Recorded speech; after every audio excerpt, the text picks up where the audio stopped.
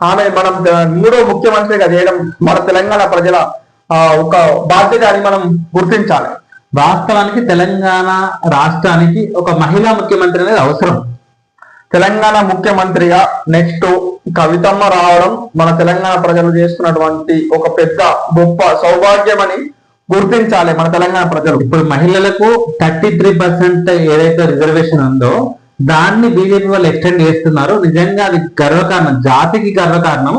So ఈ అవకాశాన్ని కవిత గారు మరియు కవిత యొక్క పార్టీలో చేరే ప్రతి ఒక్కరు కూడా ఆదర్శవంతంగా తీసుకొని వాళ్ళు తెలంగాణ రాష్ట్రాన్ని ఎక్కువగా మహిళలే పాలించాలి, మహిళలే ఎక్కువగా తెలంగాణలో ఉండాలనేది ప్రతి ఒక్కరి యొక్క అది ఒక ఆశ అందరికి.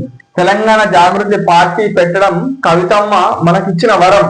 ఒకటి అనుకోవాలి, తెలంగాణలో తెలంగాణ కవిత ఒక మాట చెప్పింది ప్రజల కోసం. తెలంగాణలో పెట్టే జాగృతి పార్టీ కేవలం మహిళల కోసం, నేటి పౌరుల కోసం, తెలంగాణలో అభివృద్ధి కోసం మాత్రమే తెలంగాణ పార్టీ జాగృతి పార్టీ అనేది నిర్మించడం చాలా గొప్ప విశేషం. ముఖ్యంగా ఆడవాళ్ళు కేవలం వంటింటికి మాత్రమే పరిమితం కాకూడదు. రాష్ట్రాల్లో, రాష్ట్ర రాజకీయాల్లో కూడా వాళ్ళకంటే ఒక పేరు ఉండాలి, ఒక మంచి పొజిషన్ లో ఉండాలి. ఆడపిల్లలు ఎక్కువ కూడా తక్కువ కాదు, అన్ని విషయాల్లో అన్ని రంగాల్లో రాణించాలనే ఆలోచనతో ఈమె పెట్టబోయే ఈ పార్టీకి ఖచ్చితంగా అందరూ మద్దతు తెలుపుతారు. నిజంగా ఇది హర్షించదగ్గ విషయం.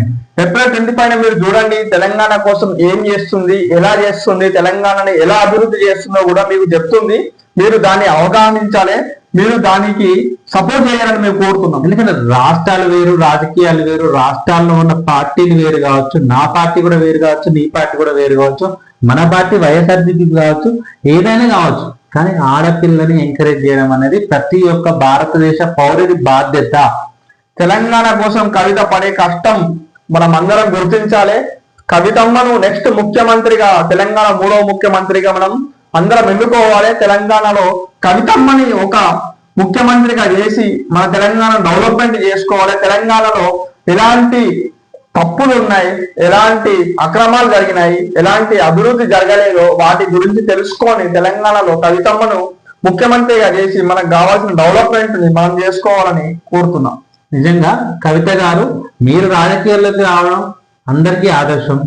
మీరు రాజకీయాల్లో ఎన్నో అవమానాలు, ఎన్నో బెదిరింపులు, ఎంతో మంది ఆకతాయిల యొక్క విమర్శలను ఎదుర్కొని చాకచక్యంగా ఎంతో కాన్సన్ట్రేషన్ తో, మంచి అటెన్షన్ తో ఒక పార్టీని అనేది పెట్టడం అనేది నిజంగా తెలంగాణ జాతికి గర్వకారణం.